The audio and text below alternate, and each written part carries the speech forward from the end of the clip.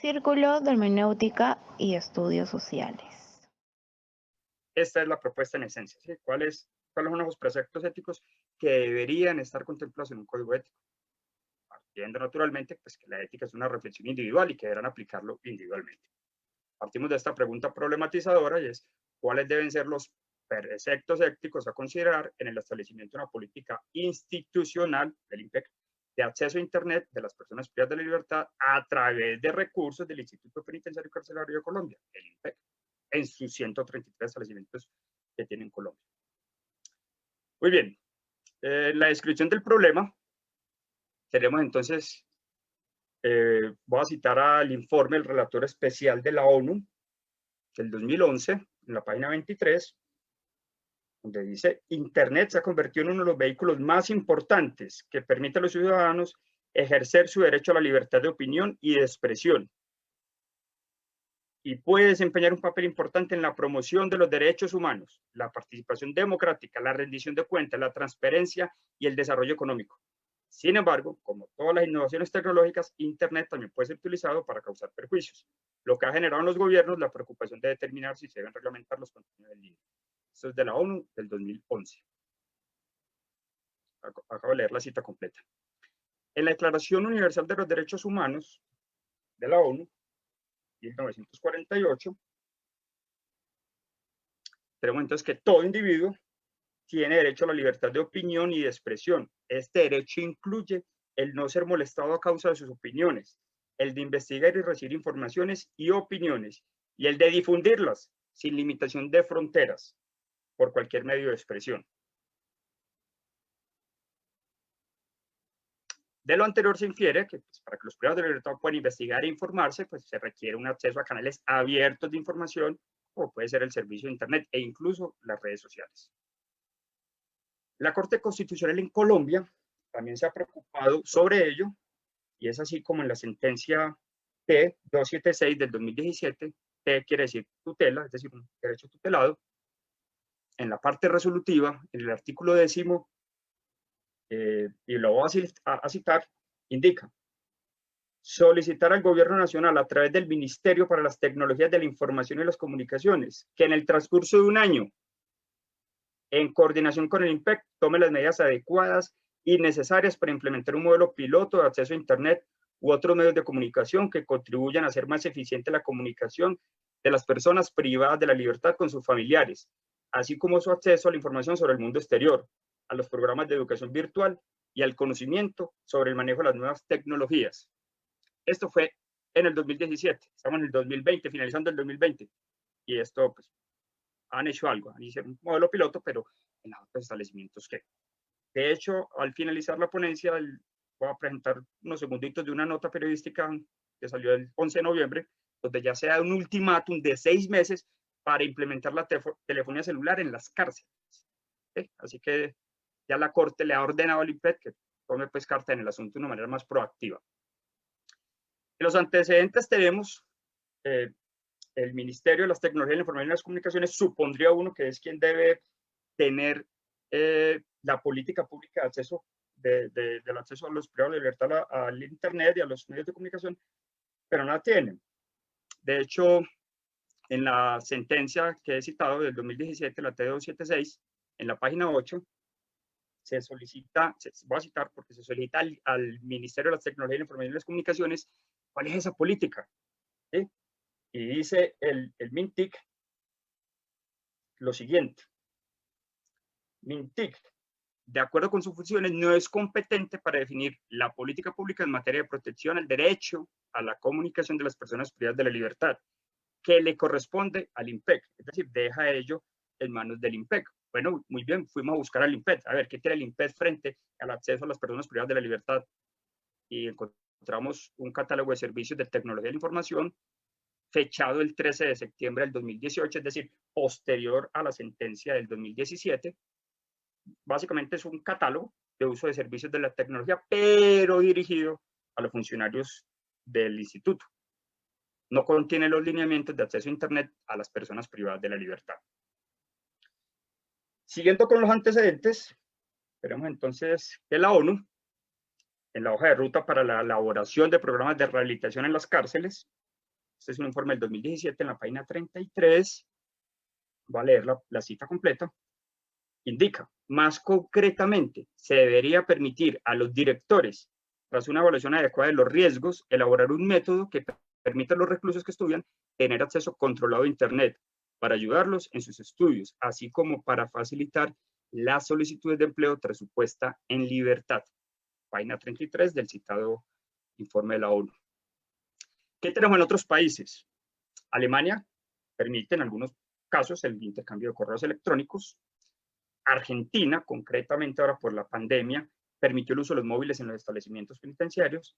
Anteriormente, y todavía, pues permite el uso de Internet en las bibliotecas de las cárceles. En Estados Unidos, que uno pensaría pues que es, digamos, el país más restrictivo de las libertades, para los privados de la libertad, permite realizar llamadas, videollamadas, enviar y recibir correos electrónicos. Incluso el Buró de Prisiones administra, a través de un contratista, una plataforma donde a través de una tablet no solo pueden hacer eso, sino que además pueden comprar música y andar con su tablet. Es que es una nueva tecnología que llegó para quedarse.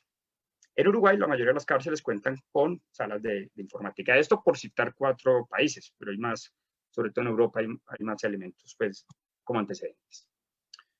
Continuando con la agenda, entonces vamos a hablar de las bases teóricas y las bases legales. Frente al derecho tenemos en 3 teorías. La primera es las teorías absolutas, donde se considera la pena como un fin en sí mismo, castigo, donde el mal del delito, justifica el mal de la pena. Esto pues hemos basado en Kant y en Hegel. Tenemos unas teorías relativas, donde se considera que es un medio para reducir, para prevenir, bien sea porque el que está privado de la libertad ya no va a actuar, o para ser disuasivo con los que están fuera y que pueden ver el ejemplo de lo que pasa a quienes delinquen. Y tenemos un tercer grupo de teorías, las teorías eclécticas, donde tenemos la pena, actúa como una máxima compensación, hay una finalidad retributiva, pero predomina la prevención especial, es decir, el tratamiento penitenciario individualizado para garantizar la reinserción social del Estado. Si vamos a tener gente privada de la libertad, pues que hagan algo útil, que se reeduquen, que vuelvan a la sociedad a ser útiles. En Colombia, pues, está basado en las bases eclécticas, entonces se considera que la reinserción social es el fin fundamental de la pena. Por ello, la resocialización está dirigida hacia la rehabilitación del penado. No participar en ello, pues los pondrá en desventajas. Los privados de la libertad deberán participar en los programas de resocialización y reinserción, que son voluntarios, pero que son mandatorios, en la medida en que si no se participa no van a tener acceso a ciertos beneficios o a ciertas ventajas que el sistema les va a ir permitiendo, como unas fases de seguridad menores, mediana seguridad, mínima seguridad, confianza o unos permisos especiales. Así que es obligatorio pues, en la ley. ¿Sí? Pero debe hacerse bajo la dignidad o conservando la dignidad humana, ¿sí? Y las necesidades particulares de cada individuo. Cada vez hay más privados de la libertad que estudian, por ejemplo. ¿Sí? Cada vez hay más privados de la libertad que tienen otros medios de acceso a la información o que buscan otros medios de acceso a la información, y eso no está del todo regulado. Muy bien, no garantizar estos derechos va a atentar contra la resocialización y contra la posibilidad de que ese ciudadano cuando salga se desenvuelva en esa nueva ciudadanía digital que hay, alejándose de la democracia, porque no va a estar partícipe ahí, no va a estar informándose correctamente, además pues de las posibilidades de las falsas noticias que se pueden generar, pero también podrá generar, o mejor, asumir una posición crítica frente a lo que encuentra. Y si solamente se va a informar por los canales tradicionales y digamos, los noticieros convencionales, al menos en Colombia, pues se va a llevar una parte de la información, no una información completa ni correcta, ni va a opinar libremente para cuando esté pues por fuera. Muy bien, tenemos entonces que privar de la libertad permite que el Estado limite algunos derechos fundamentales en función de la seguridad, en función de la relación penitenciaria, pero es limitarlos. Tenemos que los derechos se agrupan entre grupos. El primero de ellos es los derechos inalienables. No hay ningún tipo de restricción con ellos. Por ejemplo, la vida y la salud no se pueden restringir. Un derecho inalienable del ser humano. La integridad personal, la igualdad, la libertad religiosa, de pensamiento y de opinión, la personalidad jurídica, el derecho de petición, el debido proceso, el acceso a la administración de justicia. Esto no lo pierden los privados de la libertad. Son derechos inalienables, bueno, ni cualquier persona.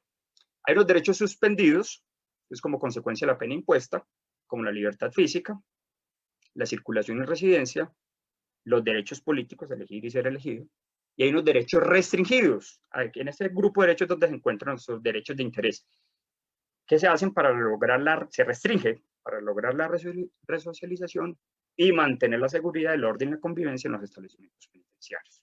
Entre ellos, la intimidad personal y familiar están restringidos, el trabajo y la educación están restringidos, la libertad de expresión y la comunicación son derechos restringidos. Estos son los que nos competen en este momento. Muy bien. Frente a la libertad de expresión y a la comunicación, que ha dicho la Corte, que no solamente el Estado no debe interferir en la esfera de desarrollo de estos derechos, sino también que debe ponerse en acción para asegurarse a los internos el pleno goce de los mismos. Esto es una cita en la página 20, la sentencia T276 del 2017 de la Corte Constitucional de Colombia. Prosigue la Corte en la página 21, abro comillas, el acceso a los medios tecnológicos disponibles para comunicarse no están explícitamente reconocidas. También tienen la categoría de fundamentales por tratarse de facetas relacionadas con la naturaleza social del ser humano, que requiere relacionarse con los demás para satisfacer sus necesidades materiales y espirituales. Cierra comillas. Cita la página 21 de la citada sentencia. Continúa la Corte en la página 24. La libertad de expresión abarca adicionalmente el derecho a adoptar el medio que la persona considere más idóneo para comunicar y exteriorizar sus ideas, opiniones o pensamientos. En consecuencia, la forma de expresar las ideas o los medios que utilicen para difundirlas hacen parte de este derecho fundamental. Y recalco, los medios que se utilicen para difundirlas hacen parte de este derecho fundamental.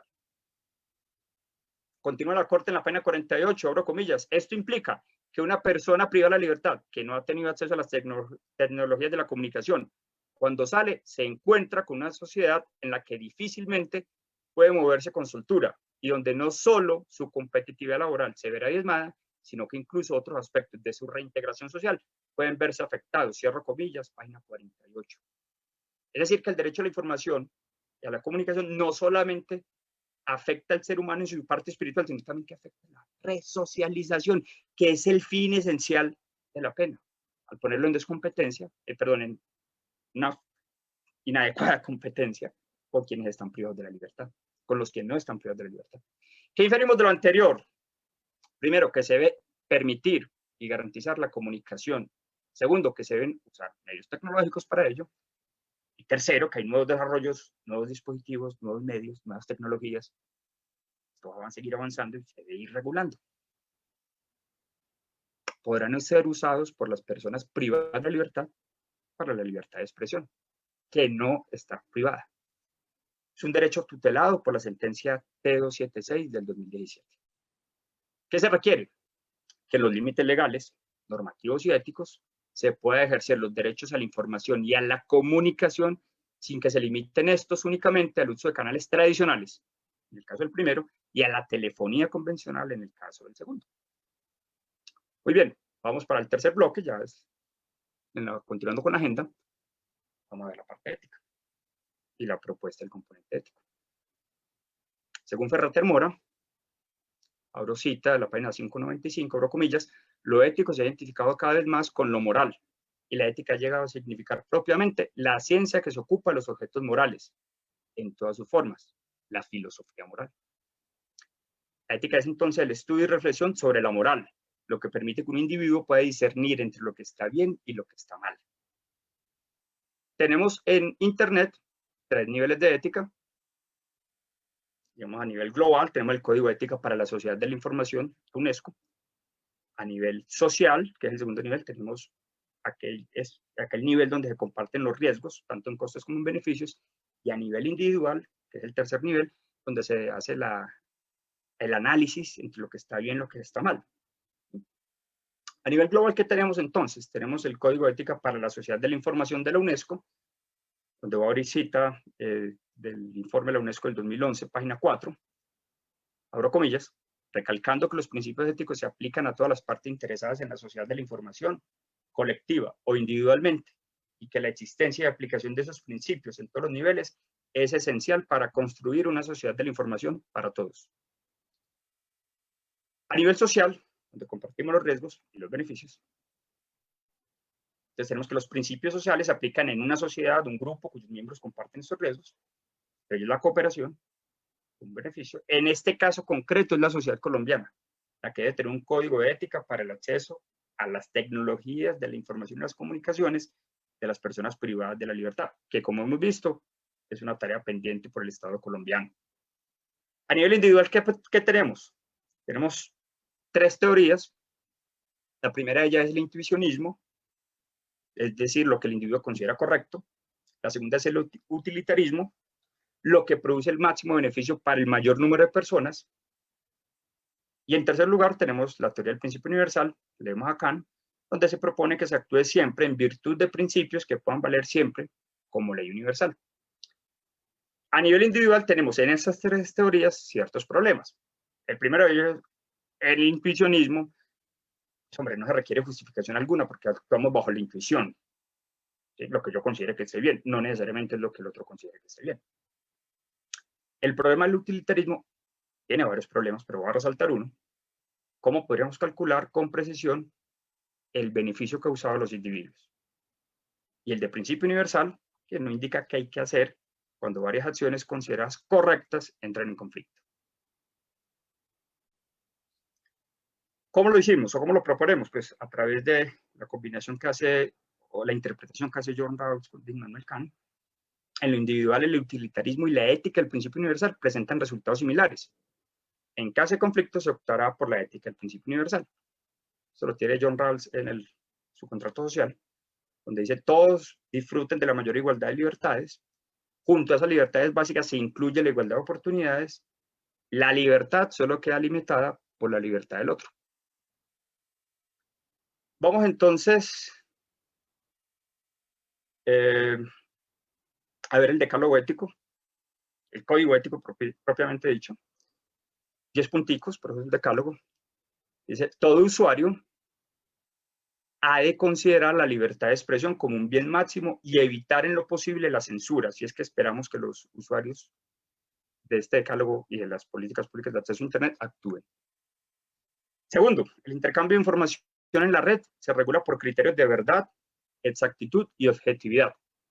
Tercero, se debe respetar la necesaria protección y seguridad de la información.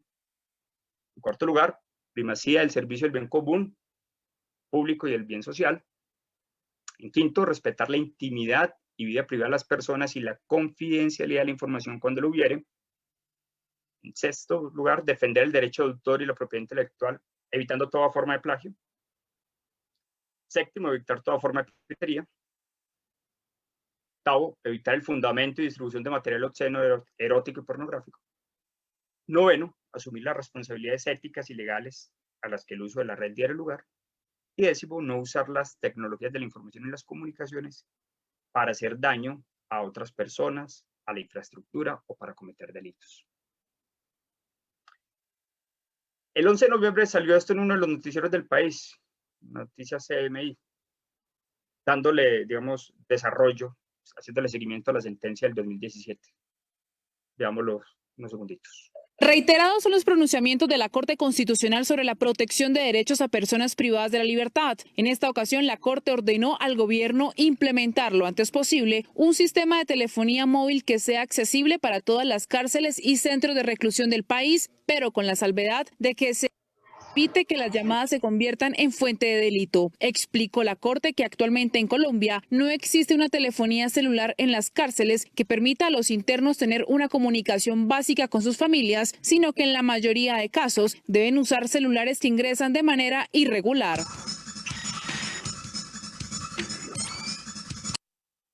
Muy bien. Es decir, que como han pasado casi 3 años y no se ha evolucionado en el tema, pues ya la Corte está tomando carta en el asunto y en el transcurso de 6 meses está obligando que se resuelva de fondo la situación. al menos para la telefonía celular. Creo que nunca más propicio esta propuesta, al menos en el territorio colombiano. Voy finalizando con algunas reflexiones que me deja el artículo. La primera ya, el acceso a Internet y las tecnologías de la información y las comunicaciones es un derecho para las personas privadas de la libertad, que contribuye con su resocialización, hace de la sociedad inclusiva y orientada al desarrollo, sirviendo para reducir la brecha digital que permita garantizar la inclusión y la reinserción social del pospenado. Son fundamentales para promover el ejercicio y el disfrute de los derechos humanos, el derecho a la información y la comunicación. Las personas privadas de la libertad deberían beneficiarse del acceso a Internet y la utilización de las tecnologías de la información y las comunicaciones para innovar, producir, comunicar y compartir información y conocimientos en línea. La libertad de expresión, participación e interacción en Internet es un derecho de toda persona que no debe restringirse, salvo en las circunstancias específicamente definidas en las leyes reconocidas internacionalmente y las normas universales de derechos humanos. Esto es una propuesta, ya para ir concluyendo, esto es una propuesta para ayudar a garantizar la inclusión y la igualdad de las personas privadas de la libertad en pleno siglo XXI, donde la tecnología, la información y las comunicaciones avanzan a velocidad extraordinaria, sin que en los ámbitos carcelarios se avance a la misma velocidad. Hoy día se usan tecnologías superadas ya en el siglo XX. Finalizo con esta pregunta. ¿Quién es el responsable de hacer un uso adecuado y beneficioso de una tecnología?